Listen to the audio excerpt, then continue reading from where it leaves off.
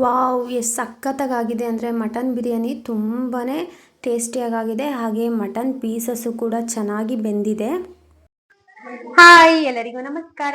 Anu Amit blogs and cooking ಚಾನಲ್ಗೆ ತಮ್ಮೆಲ್ಲರಿಗೂ ಸ್ವಾಗತ. ಸೊ ನಾನಿವತ್ತು ನಮ್ಮಮ್ಮನ ಮನೆಗೆ ಬಂದಿದ್ದೀನಿ. ಸೊ ನಮ್ಮಮ್ಮನ ಮನೆಯಲ್ಲಿ ಮಟನ್ ಬಿರಿಯಾನಿ ಮಾಡೋಣ ಅಂತ ಎಲ್ಲ ರೆಡಿ ಮಾಡ್ಕೊಂಡು ಇಟ್ಕೊಂಡಿದ್ದೀನಿ.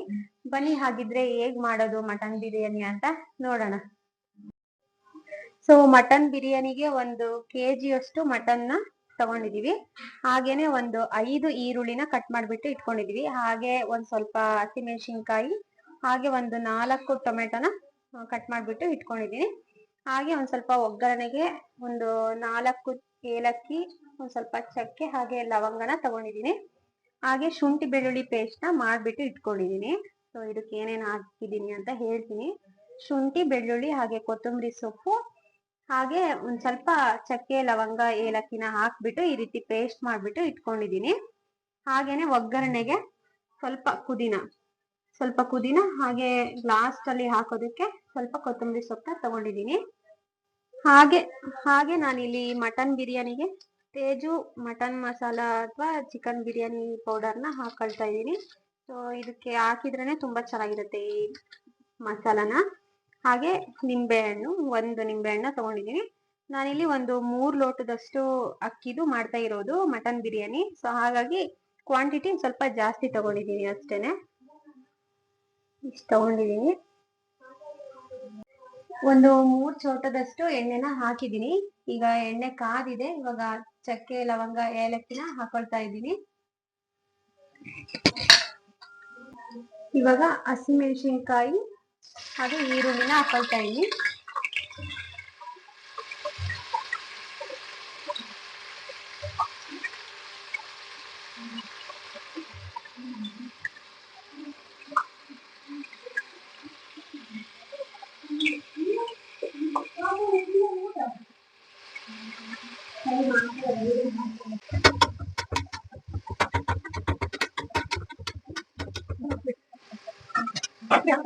ಸೊ ಇವಾಗ ಈರುಳ್ಳಿ ಎಲ್ಲ ಸ್ವಲ್ಪ ಫ್ರೈ ಆಗಿದೆ. ಇವಾಗ ನಾನು ಮಟನ್ನ ಹಾಕೊಳ್ತಾ ಇದ್ದೀನಿ.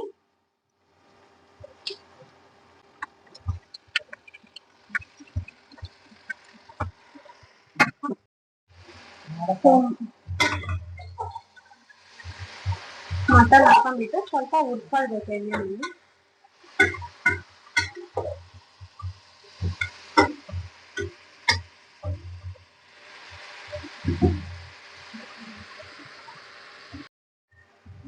ಈಗ ಸ್ವಲ್ಪ ಉಪ್ಪು ಹಾಕೊಳ್ತಾ ಇದ್ದೀನಿ. ಈಗ ಸ್ವಲ್ಪ ಅರಿಶಿನ ಪುಡಿನ ಹಾಕೊಳ್ತಾ ಇದ್ದೀನಿ.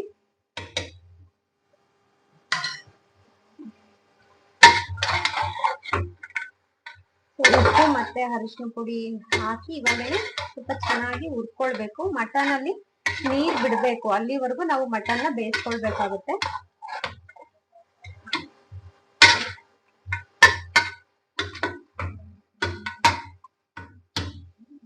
ಮಟನ್ ಎಲ್ಲ ನೀರ್ ಚೆನ್ನಾಗಿ ಬಿಟ್ಕೊಂಡಿದೆ. ಇವಾಗ ಪುದೀನ ಎಲೆನ ಹಾಕೊಳ್ತಾ ಇದೀನಿ.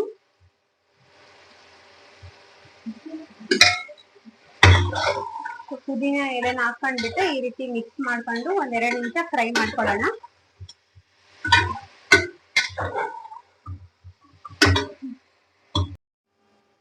ಸೊ ಇವಾಗ ಶುಂಠಿ ಬೆಳ್ಳುಳ್ಳಿ ಪೇಸ್ಟ್ ನ ಹಾಕೊಳ್ಳೋಣ.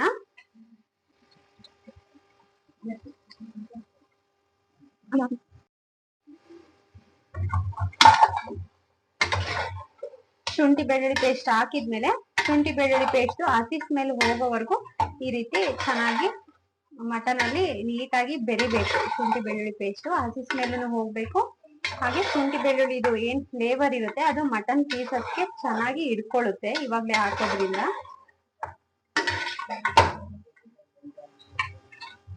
ಒಂದೆರಡು ನಿಮಿಷ ಈ ರೀತಿ ಲೋ ಫ್ಲೇಮ್ ಅಲ್ಲಿ ಇಟ್ಕೊಂಡ್ಬಿಟ್ಟು ಬೇಯಿಸ್ಕೊಳ್ಬೇಕು. ಇವಾಗ 1 ಟೇಬಲ್ ಸ್ಪೂನ್ ಅಷ್ಟು ಚಿಲ್ಲಿ ಪೌಡರ್ನ ಹಾಕೊಳ್ತಾ ಇದ್ದೀನಿ. 1 ಟೇಬಲ್ ಸ್ಪೂನ್ ಅಷ್ಟು ನಾನು ಧನಿಯಾ ಪೌಡರ್ನ ಹಾಕೊಳ್ತಾ ಇದ್ದೀನಿ.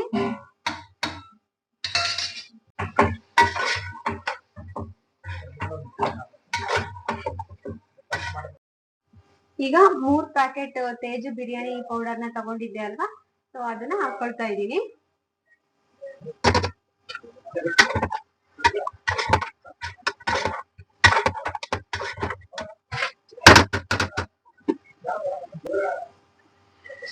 ಇವಾಗ ಮೊಸರನ್ನ ಹಾಕೊಳ್ತಾ ಇದ್ದೀನಿ. ಸೊ 3 ಟೇಬಲ್ ಸ್ಪೂನ್ ಅಷ್ಟು ಮೊಸರು ಇದೆ ಇದು. ಸೊ 3 ಟೇಬಲ್ ಸ್ಪೂನ್ ಅಷ್ಟು ಮೊಸರನ್ನ ಹಾಕೊಳ್ತಾ ಇದ್ದೀನಿ.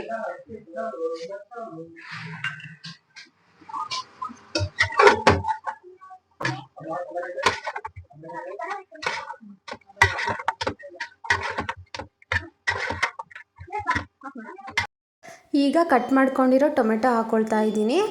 ಸೊ ಮುಂಚೆನೇ ಹಾಕಬೇಕಿತ್ತು ಟೊಮೆಟೊ, ಸೊ ಮರೆತುಬಿಟ್ಟಿದ್ದೆ, ಅದಕ್ಕೆ ಈಗ ಹಾಕ್ಕೊಳ್ತಾ ಇದ್ದೀನಿ ಟೊಮೆಟೊನ. ಸೊ ಟೊಮೆಟೊ ಹಾಕಿಬಿಟ್ಟು ಸ್ವಲ್ಪ ಟೊಮೆಟೊ ಮೆತ್ತಗಾಗೋವರೆಗೂ ಒಂದು ಸ್ವಲ್ಪ ಫ್ರೈ ಮಾಡ್ಕೊಳ್ಬೇಕು. ನೋಡಿ ಎಷ್ಟು ಚೆನ್ನಾಗಿ ಗ್ರೇವಿ ಥರ ರೆಡಿಯಾಗಿದೆ ಅಂತ. ಸಖತ್ತಾಗಿ ಮಟನ್ ಕೂಡ ಒಂದು 20% ಇವಾಗ ಬೆಂದಿದೆ. ಈಗ ನೀರನ್ನ ಹಾಕ್ಕೊಂಡ್ಬಿಟ್ಟು ಒಂದು ಸ್ವಲ್ಪ ಬೇಯಿಸ್ಕೊಳ್ಬೇಕು. ಮಟನ್ನು ಬೇಗ ಬೇಯಲ್ವಲ್ಲ, ಅದಕ್ಕೋಸ್ಕರ ಈಗ ನೀರನ್ನ ಹಾಕ್ಕೊಂಡ್ಬಿಟ್ಟು ಒಂದು 3 ವಿಸಲ್ ಹೊಡೆಸ್ಕೊಳ್ಳೋಣ. ಸೊ ನಾನು ಈ ಲೋಟದಲ್ಲಿ ಅಕ್ಕಿನ ಮೆಜರ್ಮೆಂಟ್ ತಗೊಂಡಿದ್ದೀನಿ. ಸೊ ಈ ಲೋಟದಲ್ಲಿ 3 ಲೋಟ ಅಕ್ಕಿ ಹಾಕ್ತಾ ಇದ್ದೀನಿ, ಅದಕ್ಕೆ 6 ಲೋಟ ನೀರನ್ನ ಹಾಕೊಳ್ತಾ ಇದ್ದೀನಿ.